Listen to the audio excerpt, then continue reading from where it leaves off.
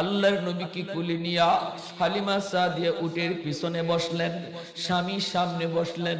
বৈশা উঠে বলতেছে, উঠে চল আমরা বাড়ি যাব। উঠ তো বসা, কিন্তু উঠে যতই পিটায় উঠ উঠেও না, নড়েও না, হাঁটেও না। যতই চাবক দিয়ে পিটায় উঠ নড়ে না, চড়ে না। এইবার উঠ আল্লাহর কাছে আবদার করে কয়, মালিক আমারে আমার মালিকে ফিটাইতেছে যাওয়ার জন্য, কিন্তু আমি যাই না, নড়ি না। কেন যাই না বলতে চাই, আমি উটের জবান তুমি খুলে দাও। মুহূর্তের ভিতরে আল্লাহ পাক উটের জবান আল্লাহ খুলে দিলেন। উট ডাক দিয়ে বলতেছে, মালিক আমারে যতই তুমি পিটাও আমি যাব না, আমি হাঁটবো না, নড়বো না। কারণ তোমার বিবি কারে কুলে নিয়া উটের পিছে বইছে তুমি চিনো না। আমি উট রহমতের নবীরে চিনে ফেলেছি। যেই নবীর উসিলায় আল্লাহ কায়নাত বানাইছে, যেই নবীর উসিলায় আল্লাহ তোমারে বানাইছে, আমারে বানাইছে, এই নবীর পিছনে নিয়ে যদি বসো বেয়াদবি হয়। আমার রহমতের নবীর তুমি আগে বসাও, তুমি পিছনে বসো। আমাকে মারতে হবে না, আমাকে চলো বলতে হবে না। আমি উট বড় ধন্য, আজকে সরওয়ারে দু জাহান আমার উঠে বইছে, আমারে মারা লাগবে না। তুমি রহমতের নবীর নিয়ে তুমি সামনে বসো আর পিছনে বসো তোমরা। আল্লাহর নবীকে নিয়ে যেই মাত্র হালিমা সাদিয়ার সামনে বইছে, সাথে সাথে উট উঠে গেছে। এইবার উঠে কই, মালিক আমি উটের লাগামটা আমার রহমতের নবীর নরম হাতে ধরায় দাও। আমার মতো ধন্য আর পৃথিবীর কোন উট নাই। আমি আমার নবীর সবার আগে আমার পিঠে লইছি। নবীর নরম হাতে আমার উটের লাগাম তুমি তুলে দাও। আল্লাহর নবীর নরম হাতের লাগামটা দেওয়া মাত্রই তাওরাত কিতাবের ভিতরে খানায়ে কাবার খবর পেয়েছি। তাওরাত কিতাবের ভিতরে মুহাম্মাদুর রাসূলুল্লাহ আখিরি নবী, শ্রেষ্ঠ নবীর জন্মভূমি মক্কা শুনেছি। আমার একটু মক্কা নগরী দেখতে মন চায়। তাওরাতের আলেমেরা কয় জাহাপনা, তাহলে চলেন মক্কা নগরী একটু দেখবো। শেষ নবী আখিরি নবীর জন্মভূমি মক্কা, এই মক্কা নগরী আমরাও দেখবো, চলেন একটু যাই। এই বইলা তারা রওনা দিয়ে দিল। হাজারো হাজারো সৈন্য সামন্ত নিয়ে রওনা দিল। প্রভাবশালী একজন বাদশাহ যার নাম হলো তুবাই আউয়াল হিময়ারি রওনা দিয়ে দিল। মক্কার কাছাকাছি পৌঁছলো। রাস্তায় কত মানুষ তাদেরকে সম্মান জানালো। কত মানুষ, কত এলাকার তারা ফুলের তোড়া নিয়ে দাঁড়ালো। কত সম্মান, কত ইজ্জত। কিন্তু মক্কার কাছাকাছি চলে আসলো, মক্কার মানুষ তার সম্মানে বের হয় না। কেউ ফুলের তোড়া নিয়ে তাকে সম্মান জানালো না। তুবাই আউয়াল হিময়ারি বাদশার তখন মেজাজের ভিতরে লাগলো, তার একটু ইজ্জতে হেম্পার হলো। ডাক দিয়া কয়, ও উলামায়ে কেরাম, এত মানুষ জায়গায় জায়গায় আমাকে সম্মান করলো, কিন্তু মক্কার মানুষ আমাকে সম্মান জানালো না। আমার সম্মানে মক্কা থেকে বের হলো না। কারণটা কি কিছু তো বুঝি নাই। তাওরাতের আলেমগণ তখন বলে, বাদশাহ মক্কার মানুষের সাথে এমন কথা বইল না, কারণ মক্কার মানুষের মাঝে রয়েছে আল্লাহর ঘর খানায়ে কাবা। ওই খানায়ে কাবা এত সম্মানী। আল্লাহর ঘর খানায়ে কাবাকে পিছনে ফেলায়া কারো সম্মানে এরা বের হয় না। কারো সম্মানে যদি মক্কা থেকে বের হতে হয়, তাহলে আল্লাহর ঘর খানায়ে কাবা পিছনে পড়ে যায়। অথচ আল্লাহর ঘরের চেয়ে দামি কেউ নাই, আল্লাহর ঘরের চেয়ে সম্মানী কেউ নাই। আপনি মক্কার মানুষের সাথে এমনটা ভাববেন না। সব এলাকার মানুষের সাথে মক্কার মানুষকে এক পাল্লায় মাপবেন না, কারণ তাদের মাঝে রয়েছে পৃথিবীর সবচেয়ে দামি ঘর, আল্লাহর ঘর, যেই ঘরের নাম হলো খানায়ে কাবা। একটু আওয়াজ দিয়ে কোন আল্লাহু আকবার। আওয়াজ চাই, আওয়াজ সময় মতো আওয়াজ দিতে হবে, ঠিক না? আমরা সময় মতো আওয়াজ না দেওয়ার কারণে আজকে এই মাত্র কয়েক লাখ ইহুদির হাতে মুসলমান, কোটি কোটি মুসলমান মাইর খাইতেছে। বর্তমানে ইসরায়েলে মাত্র কয়েক লাখ ইহুদির হাতে তামাম দুনিয়ার 200 কোটি মুসলমান জিম্মি হয়ে গেছে। কারণ একটাই, আমরা কোথায় গরম হইমু, কোথায় নরম হইমু, কার সামনে গরম হইমু, কার সামনে নরম হইমু, এটা বুঝি না। অথচ আল্লাহ শিখায়া দিয়েছে মুহাম্মাদুর রাসূলুল্লাহ, ওয়াল্লাযীনা মাহু আশিদ্দাউ আলাল কুফফার রুহামাউ বাইনাহুম। নবীর সাহাবীদের বৈশিষ্ট্য হলো এরা সময় মতো খুব নরম, সময় মতো খুব গরম, জায়গা মতো নরম, জায়গা মতো নরম। কোথায় নরম? নিজেরা তারা অতি নরম। মুসলমানে ঝগড়া করে না, না না, মুসলমানের সাথে মুসলমানের সম্পর্ক ঈমানের সম্পর্ক। আমার আরেক ভাইয়ের উপরে জানমালের হামলা করা যায় না, তার উপরে মামলায় যাওয়া যায় না, তার উপরে গরম হওয়া যায় না, কারণ তার সাথে আমার সম্পর্ক ঈমানের সম্পর্ক। আর ঈমানের সম্পর্ক রক্তের চেয়েও আল্লাহর কাছে বেশি দামি, ঠিক কিনা?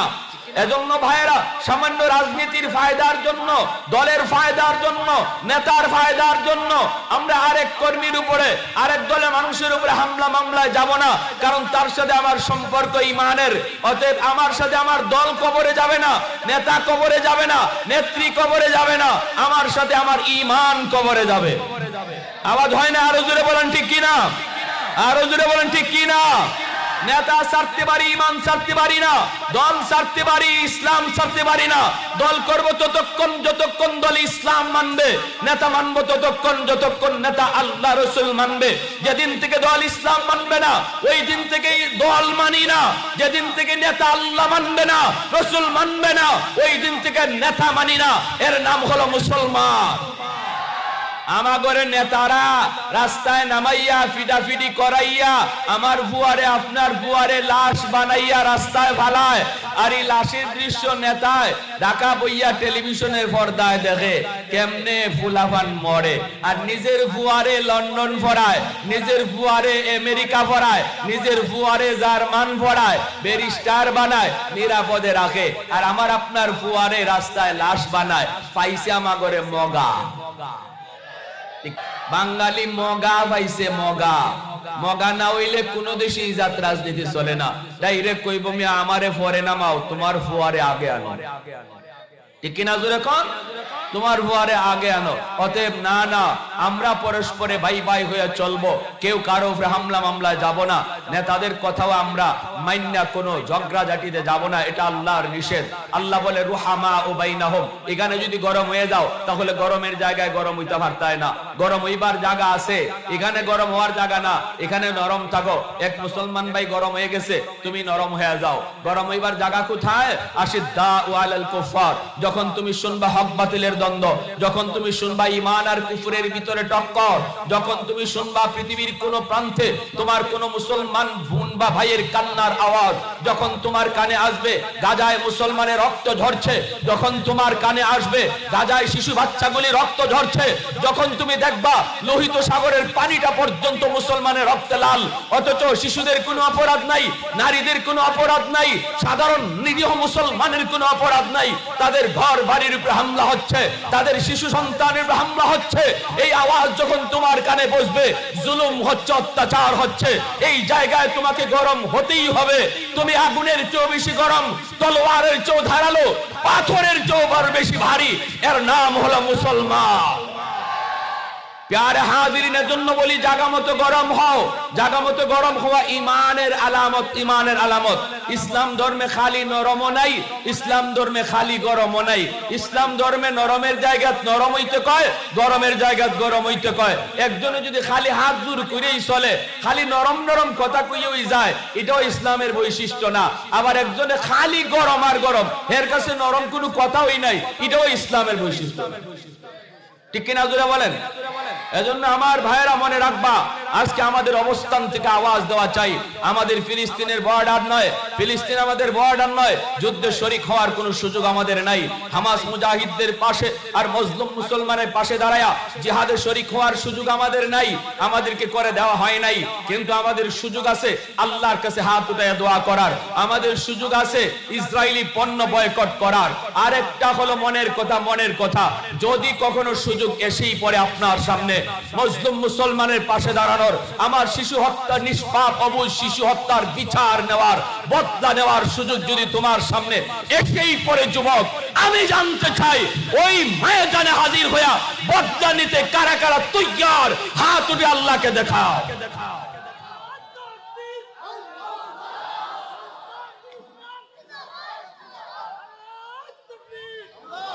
মুসলমান সুশৃঙ্খল জাতি, আমাদের নারায়ে তাকবীর আমাদের পাওয়ার, আমাদের অস্ত্র। ঈমান যেমন আমাদের অস্ত্র, নারায়ে তাকবীর আমাদের অস্ত্র, ঠিক কি না? ওদের কাছে পারমাণবিক বোমা, আমাদের কাছে দৌলতে ঈমান আর নারায়ে তাকবীর। অতএব আমাদের আওয়াজ ইসরাইল পৌঁছবে না, কিন্তু আরশের মালিক শুনবে। অবস্থান থেকে বলেন, শুধু আওয়াজ দিয়ে আল্লাহকে জানাবেন, আল্লাহ আমার দিলের কথা বলতেছি। যদি সুযোগ তৈরি হয় তাহলে জীবন দিব তোমার রাস্তায়। এজন্য আওয়াজটা উঁচা করে দিবেন, উঁচা। মাইক একজনে হাতে লন, একজনে মাইক হাতে লন, আর আপনারা গায়ের শক্তি যদ্দূর আছে, গলাও যদি ভাঙ্গে আল্লাহু আকবার কইতে, এই গলা ভাঙ্গাটাও আল্লাহর কাছে সাক্ষী হয়ে দাঁড়াবে। অতএব জবাব দিবেন দেওয়ার মতো, যেন আল্লাহর আরশ পর্যন্ত পৌঁছে।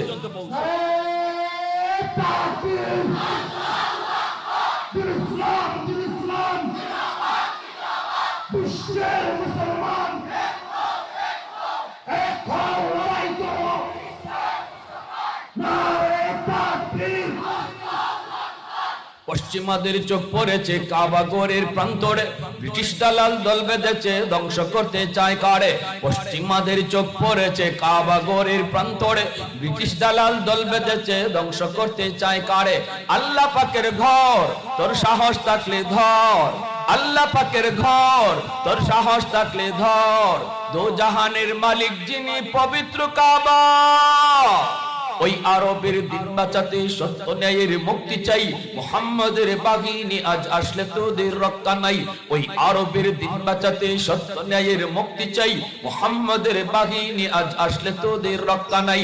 একটাবার আওয়াজ উঁচু কইরা, দুটোটা হাত উপরে উঠায়া একটু আওয়াজ দেয়া বলেন, মুহাম্মাদুর রাসূলুল্লাহর বাহিনী আসেনি, আর একটু জোরে আসেনি। একটু দাঁড়াও, জেগে ওঠো ওহে মুসলমান, আর কতদিন দিন ইসলামের সইবে অপমান। একটু দাঁড়াও, জেগে ওঠো ওহে মুসলমান, আর কতদিন দিন ইসলামের সইবে অপমান। রক্ত দিয়ে পবিত্র ওই মক্কা মদিনা, সেই জমিনে ইহুদিরা চলতে পারে না। নূর মক্কার ইসলাম তার তাকলো কি আর দাও, বন্দিশালায় তাকে যদি আল আকসার ইমাম। ওই আরবের দিন বাঁচাতে সত্য ন্যায়ের মুক্তি চাই, মুহাম্মাদের বাহিনী আজ আসলে তোদের রক্ষা নাই। পশ্চিমাদের চোখ পড়েছে কাবা ঘরের প্রান্তরে, ব্রিটিশ দালাল দল বেঁধেছে ধ্বংস করতে চায় কারে। আল্লাহ পাকের ঘর, তোর সাহস থাকলে ধর। ঠিক কিনা, ঠিক কিনা, ঠিক কিনা? আল্লাহ পাকের ঘর, তোর সাহস থাকলে ধর। দো জাহানের মালিক যিনি, পবিত্র কাবা। ওই আরবের দিন বাঁচাতে সত্য ন্যায়ের মুক্তি চাই, মুহাম্মাদের বাহিনী আজ আসলে তোদের রক্ষা নাই। ওই আরবের দিন বাঁচাতে সত্য ন্যায়ের মুক্তি চাই, মুহাম্মাদের বাহিনী আজ আসলে তোদের রক্ষা নাই। একটু আওয়াজ দেয়া বলো, মুহাম্মাদুর রাসূলুল্লাহর বাহিনী আসেনি রে যুবক, আসেনি। একটু আওয়াজ দেয়া কও আল্লাহু আকবার। আরো জোরে আল্লাহু আকবার। হয় নাই? আরো জোরে আল্লাহু আকবার। আল্লাহু আকবার শব্দের অর্থ হলো আল্লাহ বড়। আমেরিকা ছোট, আল্লাহ বড়। ইসরায়েল ছোট, আল্লাহ বড়। ব্রিটেন ছোট, আল্লাহ বড়। রাশিয়া ছোট, আল্লাহ বড়। আমার ঘর ছোট, আল্লাহ বড়। দোকান ছোট, আল্লাহ বড়। এজন্য ঘরেও আল্লাহু আকবার, বাহিরেও আল্লাহু আকবার, দোকানেও আল্লাহু আকবার, অফিসেও আল্লাহু আকবার। সব কাজে মুমিন যখন মনে করবে আল্লাহু আকবার, আল্লাহ বড়, আল্লাহ বড়, ওই মানুষটা কখনো আল্লাহর ডাক শোনার পরে দুনিয়ার কাজে থাকতে পারে না। আমার দুনিয়ার কাম বড় নয়, আমার আল্লাহ বড়। দোকানদারি বড় নয়, আল্লাহ বড়। আজান হয়ে গেছে, দোকানের শাটার বন্ধ। ঠিক কিনা, ঠিক কিনা? এজন্য আমার ভাইরা বন্ধুরা, যুবক, ওই তুব্বাই আউয়াল হিমিয়ারি কয়, খানায় কাবা যদি আমার ইজ্জতের পিছনে বাধা হয়, এই খানায় কাবার কারণে যদি তারা আমাকে সম্মান না জানায়, এই খানায় কাবা আমি রাখবো না, খানায় কাবা আমি ধ্বংস করে ফেলবো। নাউজুবিল্লাহ, জোরে বলেন। আল্লাহর করে হাত দিয়ে কেউ আল্লাহ করে হাত দিবে আর আল্লাহ তারে ছেড়ে দিবে, এটা হয়নি। আপনার ঘরে কেউ হাত দিব, আপনার জান থাকতে, এটা মানবেন নি আপনি? উলামায়ে কেরাম থেকে বুঝায়, বাদশা পাগলামি কইরো না, সব জায়গায় হাত দিও না, সব জায়গায় আঙ্গুল দিও না, এটা আগুন, আগুনে হাত দিলে তুমি ফিরে আনতে পারবা না, আগুনে হাত দিলে হাত ফিরে আনতে পারবা না। কিন্তু বাচ্চাই কই, না না, আমি এই ঘর রাখবো না, যেই ঘরের কারণে আমাকে তারা সম্মান দিল না। আল্লাহর ঘর খানায় কাবার কাছে চলে আসলো, সৈন্য বাহিনী নিয়ে চলে আসলো। উলামায়ে কেরাম নিষেধ করে, নিষেধ মানলো না। ভালো করে শুনবেন, আলেম উলামা যদি কোনো বাদশারে কোনো কাজে নিষেধ করে, কোনো সরকারকে কোনো কাজে নিষেধ করে, এটা আলেমদের ফায়দার জন্য নয়, এটা বাদশার নিজের ফায়দার জন্য, জাতির ফায়দার জন্য, গোটা মুসলিম উম্মার ফায়দার জন্য। উলামায়ে কেরাম কখনো আদেশ দেয়, কখনো নিষেধ করে, তাদের ব্যক্তিগত ফায়দার জন্য নয়। সর্বকালে এই ইতিহাস রয়েছে, দারুল উলুম দেওবন্দের সূর্য সন্তানরা সর্বদা জাতির পাশেই তারা ছিল, জাতির বিপদে তারা পাশে দাঁড়াইছে, সর্বদাই তারা জাতির পক্ষে ছিল, ইসলামের পক্ষে ছিল। অতএব আলেম উলামা যদি কখনো রাজপথে ডাক দেয়, মনে রাখবেন সেটা এমপি মন্ত্রী হওয়ার জন্য নয়। আলেম উলামা রাজপথে ডাক দেওয়ার অর্থ হলো গোটা মুসলিম উম্মার ঈমান রক্ষার জন্য। আলেমরা বাধা দিল, বাদশা বাধা মানলো না, আল্লাহর ঘর খানায় কাবায় হাত দিয়া দিল, ধ্বংস করার জন্য, নষ্ট করার জন্য ডাইরেক্ট অ্যাকশন শুরু হয়ে গেল। আল্লাহু আকবার। পিছন দিক দিয়ে দপাস করে পড়ে গেল, নাক মুখ দিয়া রক্ত বের হতে শুরু হলো, ফিনকি দিয়া রক্ত বের হয়, ফিনকি দিয়া তার বডি থেকে রক্ত বের হতে লাগলো। এইবার বাদশা বুঝে গেল যে কত বড় অন্যায় করেছে, কত বড় অন্যায় করেছে, কত বড় ভুল বাদশা করেছে। এইবার বুঝে গেল। বাদশা তখন বলতেছে, উলামায়ে কেরাম আমাকে বাঁচাও, আমি বুঝি নাই, আমি বুঝি নাই, আমারে তোমরা বাঁচাও। উলামায়ে কেরাম এইবার কয়, বাঁচানোর একটাই পথ, আবার তুমি আল্লাহর ঘরের ইজ্জত আর সম্মান অন্তরে লইয়া আল্লাহর ঘর খানায় কাবায় ধইরা তুমি তওবা করো, তাহলে আল্লাহ তোমার তওবা কবুল করবে। এখনো সৌদিতে এই নিয়ম আছে, তারা যখন তওবা করে তখন সৌদির বাপ মা বাচ্চা কাচ্চা লইয়া খানায় কাবা বাইতুল্লাহর পাশে আইসা বাবাও আল্লাহর ঘরে হাত লাগায়, মায়ও হাত লাগায়, ছোট বাচ্চাটারও হাত লাগায়, লাগাইয়া কান্দে আর কয়, আল্লাহ তওবা করলাম, আর জীবনে গুনাহ করব না। সুবহানাল্লাহ। আল্লাহ পাক তওবা কবুল করে নিলেন, সাথে সাথে রক্ত পড়া বন্ধ। এইবার বাদশা বুঝে গেল, হায় আমি এই ঘর বুঝি নাই, এই ঘরের মান বুঝি নাই, সম্মান বুঝি নাই গো, এই ঘর কত দামি, কত দামি। সাথে সাথে বলতেছে, উলামায়ে কেরাম আমি আল্লাহর ঘরের কিছু খেদমত করতে চাই। খেদমত? কেমন খেদমত? কয় আমি আল্লাহর ঘরের গিলাফ লাগাতে চাই। আমার আপনার নবীর জন্মের 1000 বছর আগে খানায় কাবার গিলাফ লাগানো হয়। এই গিলাফ সর্বপ্রথম লাগাইছে ইয়ামেনের একজন খ্রিস্টান বাদশা, যার নাম ছিল তুব্বায়ে আউয়াল হিময়ারি। জানছেন গিলাফের ইতিহাস? আজও আসেনি না নাই? আল্লাহর ঘরে গিলাফ আসেনি না নাই? আজও আছে। এইবার বাদশা বলতেছে, উলামায়ে কেরাম তোমরা আমাকে মদিনা নগরীর খবর দাও, কোথায় মদিনা হবে? এখনো তো মদিনা হয় নাই, কিন্তু তাওরাত কিতাবের ভিতরে পেয়েছি মদিনা নগরী হবে আখেরি নবীর হিজরতের জায়গা। এই মদিনাতেই তিনি চিরনিদ্রায় শুয়ে থাকবেন। এই মদিনা নগরী আমাকে তোমরা দেখাও। এই বইলা সে উলামায়ে কেরামদেরকে নিয়ে তালাশ বের হলো, কোথায় মদিনা, কোন জায়গা হবে মদিনা। এই মদিনা দেখার জন্য তারা বের হলো, রাস্তা তালাশে বের হলো, রাস্তা দেখতেছে আর কন্ডিশন মিলাইতেছে। আল্লাহর নবী মক্কা থেকে মদিনায় যেদিন হিজরত করবেন ওই হিজরতের রাস্তাটা কেমন হবে এর বিবরণ পর্যন্ত আল্লাহ পাক তাওরাত কিতাবে উল্লেখ করেছেন। কন্ডিশনটা কেমন হবে, রাস্তার কন্ডিশন কেমন হবে, এই রাস্তাটা তারা পেয়ে গেলেন। উলামায়ে কেরাম বলতেছে, বাদশাহ তাওরাত কিতাবে যেই রাস্তার বিবরণ আল্লাহ পাক দিয়েছে হিজরতের রাস্তার, এই রাস্তার কন্ডিশন আর তাওরাতের কন্ডিশন এক হয়ে গেছে। অতএব আমরা নিশ্চিত এই রাস্তাটাই হলো মদিনা যাওয়ার রাস্তা। কথা কইেন না আপনারা, এই হিফজুর ভাই, এই যে একটু মেহেরবানি করে, বন্ধু মানুষ তো এই জন্য কইছি।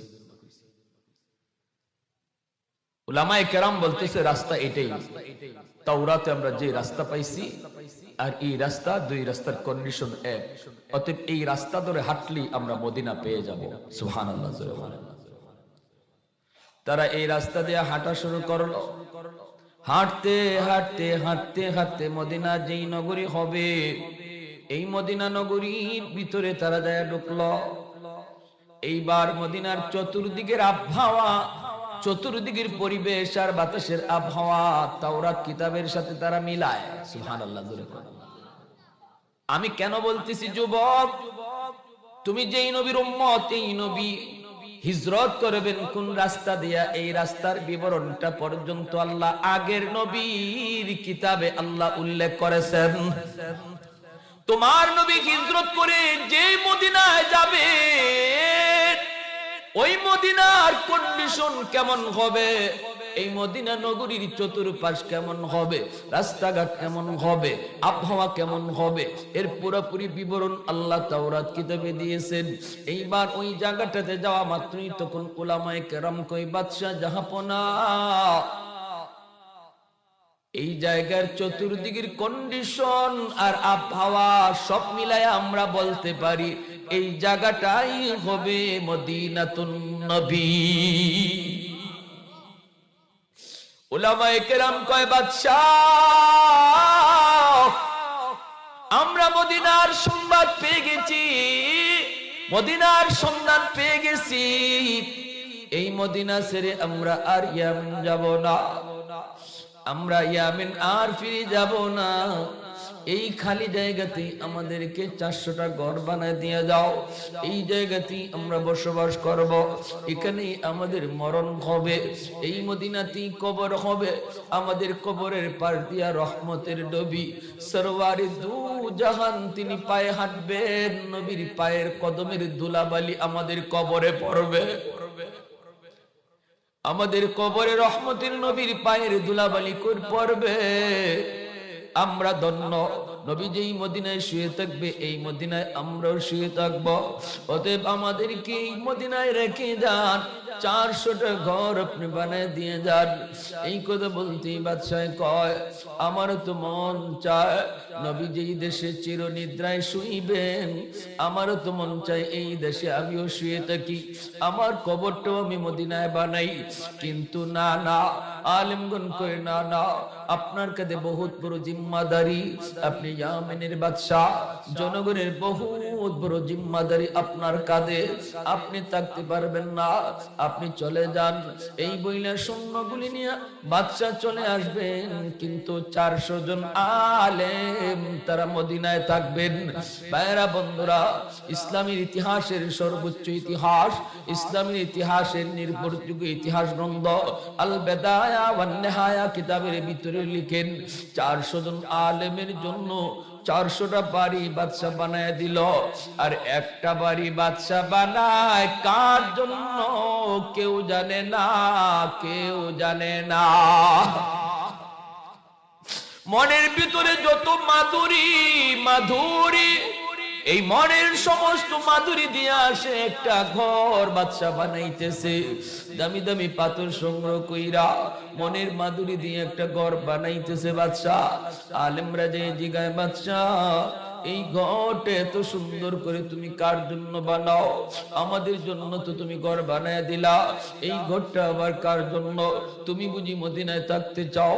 বাদশা চোখের পানি মুছে আর কয়, না না, আমি এই ঘরটা কার জন্য বানাইতেছি শুনবানি। আমার দ্বীনের নবী, রহমতের নবী, আখিরি নবী যেদিন মক্কা থেকে মদিনায় আসবেন হিজরত করে, তাওরাতে পেয়েছি ওই দিন তো তার কোনো ঘর বাড়ি থাকবে না, ঘর বাড়ি থাকবে না। সাহাবীরা তারা যার যার বাড়িতে নিতে চাইবে, কিন্তু আমি নবীর জন্য মদিনায় নবীর ঘর বানায় দিয়া গেলাম। আওয়াজ দিয়ে কন্যা সুবহানাল্লাহ, আর একটু জোরে সুবহানাল্লাহ। এই যুবক, আজকে তোমার চুলের দিকে তাকালে নবীর উম্মত তোমারে চেনা যায় না, দাড়ির দিকে তাকালে তোমাকে নবীর উম্মত বোঝা যায় না, পোশাকের দিকে তাকালে তোমার নবীর উম্মত চেনা যায় না। তুমি কত বড় নবীর, কত বড় উম্মত একটু ভাবলা না? নিজেরই নিজে তুমি একটু চিনলা না? দেখো না আমার নবীর কথা, সেই পূর্বেকার উম্মতেরাও তারা কিভাবে জানতো? এইভাবে ঘরটা বানানোর পর বাদশা ঘরটারে তালা দিল, তালা দিয়ে চাবিটা আমির সাহেবের হাতে বুঝায় দিল, আর একটা চাবি আর সাথে চিঠি একটা বুঝায় দিল। বাদশা কয়, তুমি মৃত্যুর আগে তোমার সন্তানের হাতে এই আমানতটা বুঝায় দেও। এখানে একটা চাবি আছে আর একটা চিঠি আছে, এই চিঠিটা হলো আমার নবী, মায়ার নবী, রহমতের নবীর কাছে যেন পৌঁছে। এই চিঠিটার চাবিটা আমানত, আমানত তুমি তোমার সন্তানকে বুঝায় দাবা। আমি সাহেব এই চিঠি আর চাবি রাখলো, ঘর তো তালা দেওয়া হয়ে গেল, এই ঘরে আর কেউ ঢুকবে না, ঢুকবেন ঘরের মালিক, তিনি এখনো জন্ম নেন নাই, এনার জন্ম নিতে আরো 1000 বছর বাকি। কৌনাইন মুখতার খোদা তুমকো বানায়া, कौनैन मुख्तार खुदा तुमको बनाया, उम्मत का निगाहबान खुदा तुमको बनाया, उम्मत का निगाहबान खुदा तुमको बनाया। मौला मेरा आका मेरा रहमत की नबी है, तजदार मदीना के तुम्हारे अरबी है, अशजार में देते हैं नबूवत के शहादात, तशकीक कमर में के तो अंगुल की इशारात, तशकीक कमर में के तो अंगुल की इशारात। मोहब्बतेर साथे कुन अल्लाहु अकबर, और एकटू जोरे कुन अल्लाहु अकबर। এইবার বাদশা চিঠি আর চাবি দিয়ে বাদশা চলে গেল। চিঠিতে কি লেখা কেউ জানে না। চিঠিটা সবার আগে আমার নবীর হাতে যাবে, নবী চিঠিটা খুলবেন, নবী চিঠিটা খুললেন, নবী নিজে চিঠিটা পড়বেন, চাবিও নবীর হাতে যাবে। পরম্পরায় পরম্পরায় এই চিঠি আর চাবি আমানতের সাথে হাত বদল হয়ে হয়ে আমি সাহেবের ফ্যামিলির সর্বশেষ যেই মানুষটার হাতে চিঠিটা চাবিটা পৌঁছলো, আল বেদায়া ওয়ান নিহায়া কিতাবের ভিতরে লিখেন, তিনি আর কেউ নন, তিনি হলেন মদিনার আনসার সাহাবী, যার নাম হলো আবু আইয়ুব আনসারী রাদিয়াল্লাহু আনহু। আল্লাহু আকবার। আমার আপনার নবী, রহমতের নবী, মায়ার নবী জন্ম নিলেন 1000 বছর পর। মক্কায় নবী আস্তে আস্তে বড় হতে লাগলেন। জন্ম নেওয়ার সময় কাহিনীটা একটু বলে ফেলি। জন্ম নেওয়ার পরে আমার নবীকে নেওয়ার জন্য মহিলারা আসলো। আল্লাহর নবীর দুধমা হালিমা সাদিয়া তিনিও আসলেন। ইনার উটটা ছিল বড় দুর্বল, দুর্বল উট নিয়ে বান্ধবীদের সাথে মক্কায় আগে আসতে পারলেন না, সাথেও তিনি আসতে পারলেন না। বান্ধবীরা আগেই মক্কায় ঢুকলো, বাচ্চা কাচ্চা সবাই যার যার পছন্দের নিয়ে গেল টাকার বিনিময়ে। কিন্তু আমার আপনার নবীকে কোনো মহিলা নিল না, কারণ নবীর আব্বা নাই, নবী এতিম। এই অবস্থায় হালিমা সাদিয়া যখন নবীর ঘরের সামনে যায় দাঁড়ান, ডাক দিয়া বলেন, সন্তান আসেনি? নবীর আম্মা বলেন, আছে তো, কিন্তু আমার সন্তানের তো বাবা নাই, আমার মুহাম্মদের বাবা নাই, এতিম এতিম, এজন্য কোনো মহিলা আমার সন্তান নেয় না, তুমি নিবানি। হালিমা সাদিয়া কয়, আমেনা দরজাখানা খোলো, এক নজর তোমার মানিকের চেহারা আমাকে দেখাও। আল্লাহ নবীর চেহারা দেখা মাত্রই হালিমা সাদিয়া আল্লাহু আকবার বলে চিৎকার করে উঠলেন। ওগো আমিনা, আমি জীবনে এত সুন্দর বালক দেখি নাই। আমিনা কই তুমি কেমনে দেখবা? আমিও দেখি নাই। আল্লাহ কই জিব্রাইল তুমি দেখছনি? জিব্রাইল কই আমিও দেখি নাই। এবার আল্লাহ কই শোনো তাহলে আমি কি কই, তোমরা দেখবা কেমন কইরা? আমি আল্লাহ বানাইলে তো দেখবা, আমি আমার বন্ধুর মতো দ্বিতীয় আরেকজন বানাই নাই, বানাবো না, এজন্য কেউ দেখবা না। একটু জোরে আওয়াজ দিয়ে সুবহানাল্লাহ। নবীকে কুলে উঠাইয়া উটের পিঠে উঠবেন। হালিমা সাদিয়ার স্বামী ডাক দিয়া কয়, হালিমা কিছু পাইছনি? হালিমা সাদিয়া কই, স্বামী গো কিছু না। চেহারার দিকে তাকায় দেখো, মনে হয় সব আমরা পায়া গেছি। আল্লাহর নবীকে কুলে নিয়া হালিমা সাদিয়া উটের পিছনে বসলেন, স্বামী সামনে বসলেন। বৈশা উঠে বলতেছে, উঠে চল আমরা বাড়ি যাব।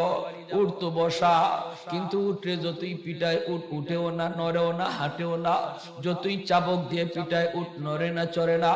এইবার উঠ আল্লাহর কাছে আবদার করে কই, মালিক আমারে আমার মালিকে ফিটাইতেছে যাওয়ার জন্য, কিন্তু আমি যাই না, নড়ি না।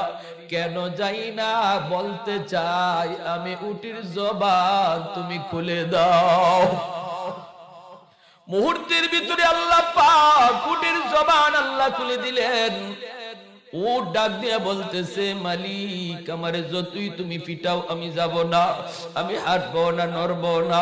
কারণ তোমার বিবি কারে কুলে নিয়া উটের পিছে বইছে তুমি চিনো না। আমি উট রহমতের নবীরে চিনে ফেলেছি।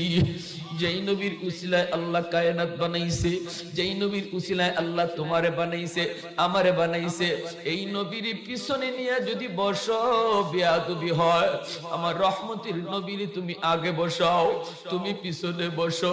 আমাকে মারতে হবে না, আমাকে চলো বলতে হবে না। আমি উট বড় ধন্য, আজকে সরওয়ারে দু জাহান আমার উঠে বইছে, আমারে মারা লাগবে না। তুমি রহমতের নবীর নিয়ে তুমি সামনে বসো আর পিছনে বসো তোমরা। আল্লাহর নবীকে নিয়ে যেই মাত্র হালিমা সাদিয়ার সামনে বইছে, সাথে সাথে উট উঠে গেছে। এইবার উঠে কই, মালিক আমি উটের লাগামটা আমার রহমতের নবীর নরম হাতে ধরায় দাও। আমার মতো ধন্য আর পৃথিবীর কোন উট নাই।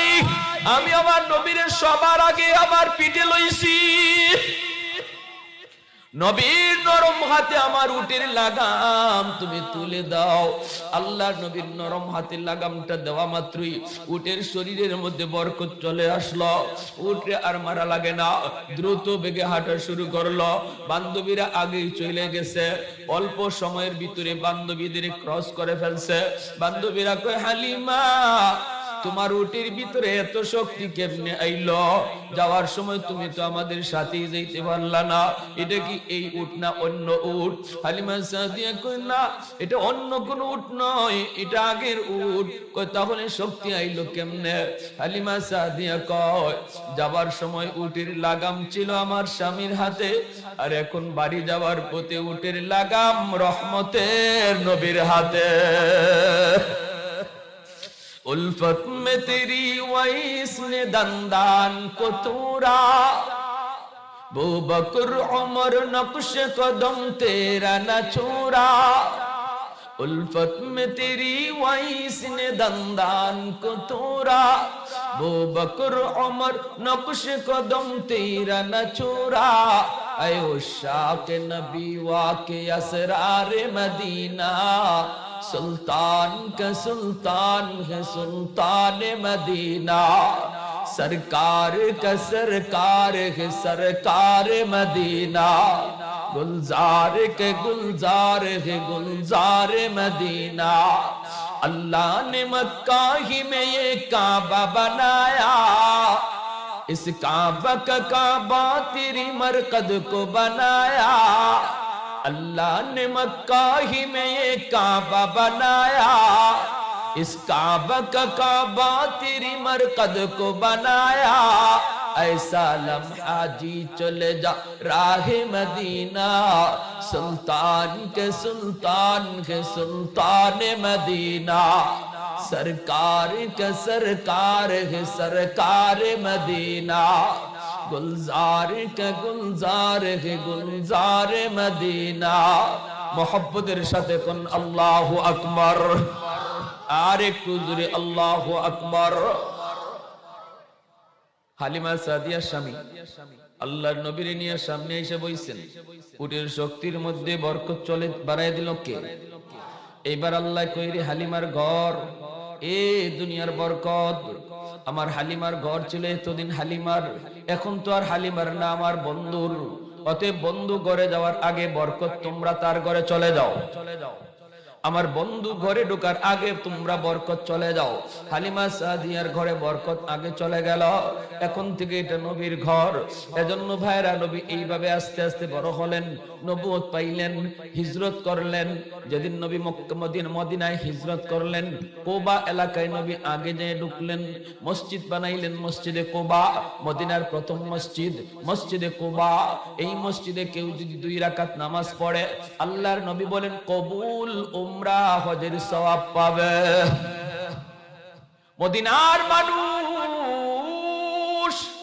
আমার আপনার নবীকে সুস্বাগতম আহলান সাহলা জানানোর জন্য মদিনার মানুষ কুবার দিকে যাইতেছে, লাইন ধরে ধরে যাইতেছে, সবাই যাইতেছে মনের ভিতরে আশা লয়া, নবীকে আমার ঘরে উঠাবো, নবীকে আমার বাড়িতে তুলব, আমার একটা ঘর নবীকে দিয়ে দিব, আমার 2টা বাড়ি একটা বাড়ি নবীকে দিয়ে দিব।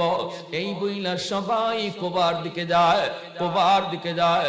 কিন্তু আবু আইয়ুব আনসারী রাদিয়াল্লাহু তাআলা আনহু, যার হাতে এই চিঠিয়ার চাবি, ইনি এখনো এই ঘর মুসামুসি করেন, ঘরটা পরিষ্কার করেন। মদিনার মানুষের কয়, ও আবু আইয়ুব তুমি কি কুবায় যাবা না? তুমি কি নবীকে স্বাগতম জানাবা না? তুমি কি নবীকে আগায় আনতে যাবা না? আবু আইয়ুব আনসারী চোখের পানি মুছে আর কয়, আমার কাছে আমার নবীর কিছু আমানত আছে, মন বলে নবী আমার খুঁজে এই জায়গায় আসবে। ঘরটা মুসামুসি করে ঘরটা পরিষ্কার করেন। আল্লাহর নবী রহমতের নবীর কাছে যায়, মদিনার মানুষেরা কই নবী গো আমার 5টা বাড়ি 3টা বাড়ি আপনারে দিয়া লাইমু, আরেকজন কয় আমার 2টা বাড়ি 1টা বাড়ি আপনারে দিয়া লাইমু, আরেকজন কয় হুজুর আমার 5টা ঘর 4টা করে আপনারে দিয়া লাইমু। এইভাবে একে একে সবাই প্রস্তাব দেয়। নবী কয় আমি জানি না কই যামু, জানি না কোথায় বসমু, জানি না কোথায় থাকবো, আমি কই থাকবো এটা জানেন আমার আল্লাহ, আর জানে আমার উটনি, আমি উটনির পিঠে বসা থাকবো, আর আল্লাহর ইশারায় উটনি যেখানে যায় বইব এই জায়গায় হবে আমার বাড়ি। মদিনার মানুষ উটনির পিছনে পিছনে যায়, আর উটনি হাঁটতেছে, নবী উটনির পিঠে বসা, উটনি হাঁটতেছে, যার সামনে বাড়িটা থাকে হে মনে মনে আল্লাহ আল্লাহ উটনিটা নিয়ে আমার বাড়িতে গে বয়, আল্লাহ আমার বাড়িতে নিয়ে উটনিটা বয়। হের বাড়ি ফাঁস হয়ে যখন জায়গা, হের দিলটা ভেঙে জায়গা, সামনের বাড়িওয়ালা আবার আশা করে বইয়ে থাকে মনে হয় উটনি আমার বাড়িতে বইব। এভাবে কেউর বাড়িতে আর বইতেছে না। মদিনার অলি গলি এমন ভাবে ঘুরতেছে উটনি, মনে হয় রাস্তাঘাট আগের থেকেই চিনে, এমন ভাবে উটনি নিজে নিজে হাঁটতেছে। কেউ উটনিরে কিছু দেখায় না, কেউ উটনিরে কেউ টানেও না, নিজের ইচ্ছায়। মূলত রশিটা কার হাতে? জোরে বলেন কার হাতে? যাইতে যাইতে উটনি ঘুরতে ঘুরতে আজ মদিনার পাশে মসজিদে নববীর পাশে সেই বাড়ি যেই বাড়ি নবীর জন্মের 1000 বছর আগে ঘর বানায় গেছিল ইয়ামেনের বাদশা তুবাই আউয়াল হিমিয়ারি, ওই ঘরের পাশে যাই উটনি নবীকে নিয়ে বসে গেল। আল্লাহ নবী উটনির পিঠ থেকে নাইমা নবী ডাক দেয়া কই কই আমার আবু আইয়ুব, আমার আমানত গুলি আমাকে বুঝায় দাও।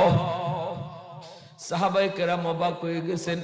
এইবার নবীজি চিঠিয়ার চাবি নিলেন, চিঠিয়ার চাবি নিয়ে নবী চিঠিটা খুললেন। চিঠিটা খুললেই দেখা যায় ইয়ামেনের বাদশার হাতের লেখা চিঠি। লিখতেছে, নবী গো, আপনি মদিনায় আসবেন আমি তাওরাতে পড়ছি আর পাইছি, কিন্তু আমি 400 জন আলেম লই আইছিলাম, আলেমরা যায় নাই, মদিনায় তারা কবর বানাইছে আপনার সাথে শুয়ে থাকার জন্য। আমারও মন চাইছিল মদিনায় কবর বানাবো, কিন্তু জনগণের জিম্মাদারি থাকার কারণে পারি নাই। আমি আপনার জন্য একটু ছোট খেদমত করে আইছি, আপনার ঘর আমি বানায় রাখছি, আপনি আমার ছোট খেদমতটা কবুল কইরেন। আর আমি হলাম আপনার উপরে সর্বপ্রথম ঈমান আননেওয়ালা। যেই নবীর জন্মের আগে নবীর উপরে ঈমান আনলো মুসলিমরা, আজকে তুমি সেই নবীর আদর্শ ভুইলা গেলা, সেই নবীর তুমি আজকে চিনলা না, সেই নবীর রং আজকে তোমার মাঝে নাই। ইহুদিরা আমার নবীর রংটারে বড় ভয় পায়, খ্রিস্টানরা আমার নবীর রংটারে বড় ভয় পায়, এজন্য এরা রং বদলাই দিছে আমার ঘরে, যেন আমাদের রং বদলানির কারণে ওদের কলিজায় ভয় না লাগে। এ যুবক, এখনো সময় আছে, সব রং ছাড়ো, মদিনাওয়ালার রং ধরো, সব সুরত ছাড়ো, মদিনাওয়ালা সুরত ধরো, তাহলে দেখবা আজও বেঈমান তোমাকে ভয় পাবে। কেন ভয় পায় না? ভয় না পাওয়ার কারণ একটা, এরা দেখে আরে এরা দিয়ে আমাগো মতোই তে ডরাইয়া কি হইতো, আমরাও ফ্যান পরি শার্ট পরি, এরাও ফ্যান শার্ট পরছে, আমাগোরও মুখে দাড়ি নাই এরারও মুখে দাড়ি নাই, তে ডরাইতাম কেন? আমরারও মাথা খালি এরও মাথা খালি, আমাদের জাতের মতোই তো ডরাইতাম কেন? এক জাতুই লাগে, সব ছাগলের ভালে একটা বাঘের বাচ্চারে দইরা এদের মুখের মাঝে ছাগলের মুখোশ লাগাইয়া দিছে। এখন ছাগলের মুখোশ লাগাইয়া দেওয়ায় বাঘের বাচ্চা পানি খায়, গিয়া দেখে হের সেরা ছাগলের মতোই এই বাঘের বাচ্চা নিজের ছাগল মনে করে, ছাগলের ভালে চলতেছে, ছাগলের সাথে খাইতেছে। আর ছাগলে তো জানে এ যে বাঘ, কিন্তু এর বোকা বানায় রাখছে মুখোশ পরাইয়া, এজন্য সব ছাগলের বাচ্চা মাঝে মাঝে গিয়া বাঘের বাচ্চারে গুতা মারে। ছাগলের বাচ্চা তো শিং আছে, বাঘের বাচ্চার তো শিং নাই, ছাগলের বাচ্চা গুতা মারলে বাঘের বাচ্চা দুঃখ পায় আর খালি বে বে বে বে করে। আর যখন বাঘের বাচ্চায় গিয়ে ছাগল গুতা দেয়, হে উল্টা আরো দুঃখ পায়, কারণ এর তো শিং নাই। তখন দূর থেকে জঙ্গল থেকে এক বাঘে দেখছে, দেখা কই ইডি কোন কারবার রে, হ্যাঁ শব্দ উল্টে গেল, কে কারে মারার কথা মার খায় কেডা, কে কারে মারার কথা খায় কেডা। তখন বাঘে কয়েছে বিষয়টা বুঝে লই, তখন সে দেখা রে আমার জাতি ভাই যেটা শুরু, এর মুখের মাঝে তো ছাগলের মুখোশ লাগায় রাখছে, এত নিজেরে বুঝেই না এ যে বাঘের জাত, এত নিজের ছাগলের জাত মনে করতেছে, এজন্য এর শরীর বাপ নাই, এর শরীর বাপ আইছে না। এখন কামটা কি করতে হইব, কই মুখোশ ফালানি লাগবো। বাঘে একটা হুঙ্কার দিয়া ছাগলের ফালের দিকে একটা দৌড় দিছে, বাঘের হুম শব্দ শূন্য, সব ছাগল একবারে না খাইয়া দৌড়, উষ্টা খাইয়া দৌড়। বাঘের ছাগলের বাচ্চাও বাঘের ছাগলের ফালের সাথে দৌড়ে। এখন বাঘ দৌড়ে গিয়া ছাগল না দৌড়া এই বাঘের বাচ্চারে থাবা দিয়ে ধরছে, এ খারা তুই কই যাস? এখন আমি যাইতাম না মানে ইবার ডাক মারেনি, কলজা সহ কাঁপতাছে। তো বাঘে কয় ই কাঁপ তো কাঁপবো ছাগলের, তোর না। কইতে আমি গীতা, আমি ছাগল না নি, দুরুবে কুবের তোরে ছাগল বানাইছে, তুই ছাগল না, তোরে ছাগল কইটা আবার কেমনে? কইতে আয় বুঝাই তোরে কেমনে বানাইছে। নিয়া গেছে, নিয়া মুখোশ টান দিয়ে হরাইছে পরে কইতে হন কিতা, কই কিতা তোর সেরাটা একটু পানিত গিয়ে আবার পানি খাইয়া দেখ, সেরা এখন আগের মতো হিতার মতো না আমার মতো, একটু পানি খাইয়া দেখ। গেছে পানি খাইতে গিয়া দেখে আরে আমার দিয়ে এতদিন ছাগল বানায় রাখছে, সেরা তো আমার বড় ভাইয়ের মতো দেখা যায়, যে ভাই হুঙ্কার দিছে এমনি মুসন ধরে লিছে, বাপ আইছে শৈল, যে তার নিজে চিনলেন না বাবাই তো নিজের